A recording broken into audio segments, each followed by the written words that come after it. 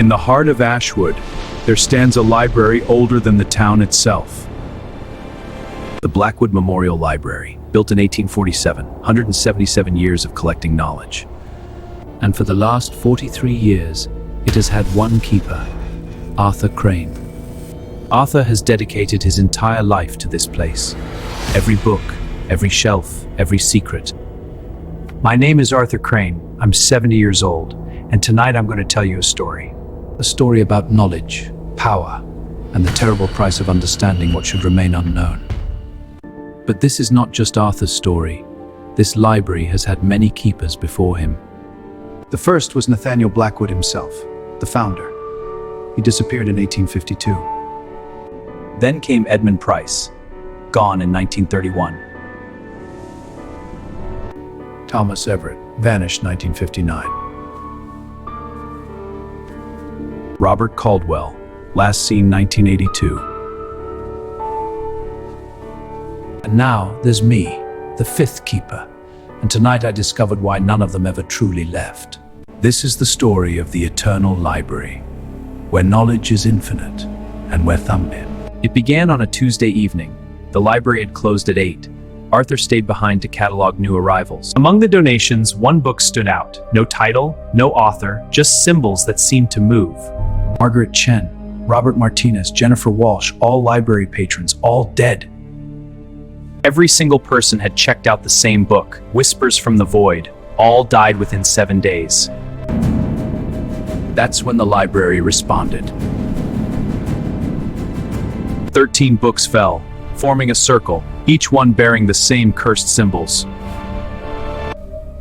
These are the books, the ones I recommended, the ones that killed them all. For 43 years, Arthur had been helping people, recommending books, spreading knowledge. I've been feeding them to it. All this time, I've been the shepherd leading lambs to slaughter. And then Arthur saw the final entry. Contract to be fulfilled. Tonight, 11:59. Arthur had 2 hours and 12 minutes to live. What are you? What do you want from me? The library answered, not with words, but with visions.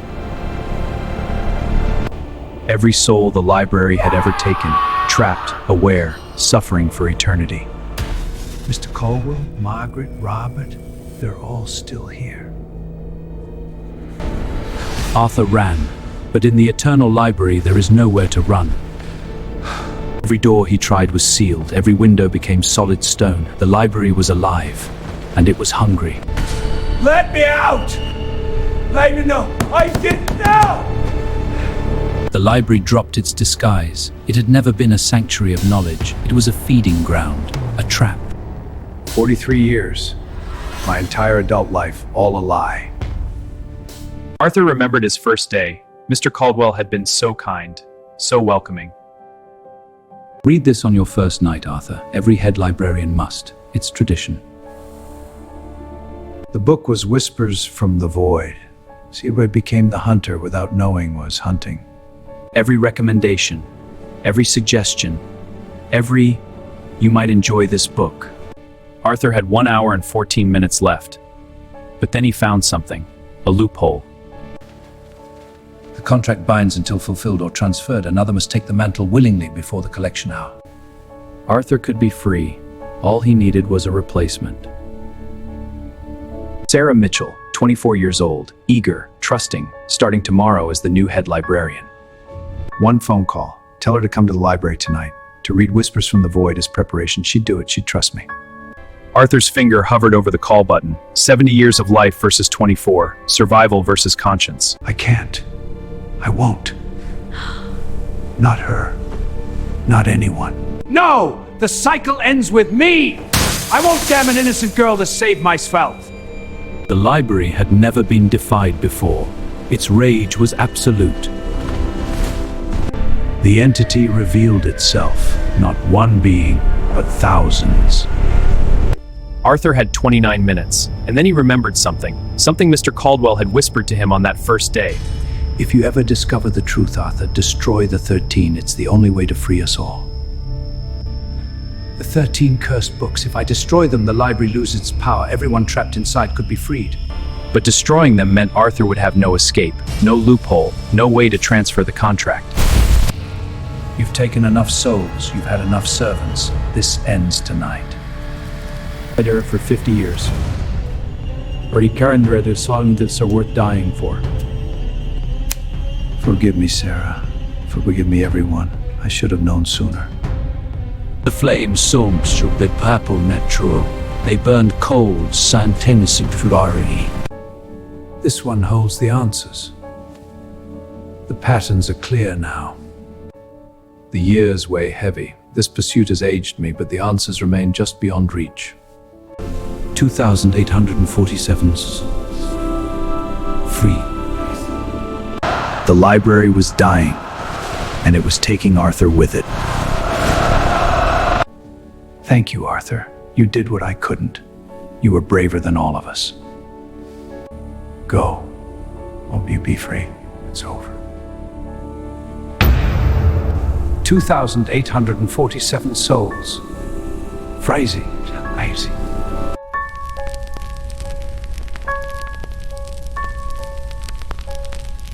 I thought I was helping people discover knowledge. Instead, I fed them to a monster. But tonight, I've helped 2,844 souls find freedom. I think they could end a story. Midnight.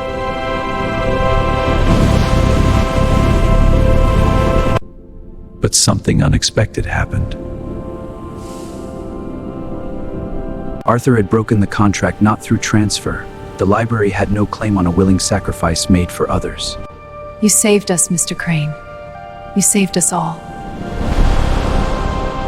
The Blackwood Memorial Library burned for 7 hours. The fire department said they'd never seen anything like it. By morning, nothing remained but ash and memory. Sarah Mitchell never became the head librarian. She cried when she heard about Arthur. She never knew he'd saved her life. Families of those who had died reported the same thing. No body was ever recovered. The official report called it an electrical fire, but those who knew Arthur knew better. Only one book survived, a collection of Emily Dickinson poems. Arthur used to read it to children during story time. A new library was built. Modern, full of light, no secrets, no curses, just books. But she never feels afraid. She says it feels like someone watching over them, making sure no one else makes the same mistake. They dedicated the new library to Arthur, not for his years of service, but for his final act. The plaque doesn't tell the whole story. How could it? Who would believe it? Sarah eventually became a librarian anyway, at the new library. We want him here. And perhaps he is, because some guardians never truly leave. They just change what they're guarding. But on clear nights, some people swear they can see him in the stars. An old man, reading, waiting. I spent 43 years unknowingly feeding a monster. But there didn't stop for death, and in ramming so, he stopped it for everyone else. 2,847 souls, free, because one 70-year-old librarian chose conscience over survival.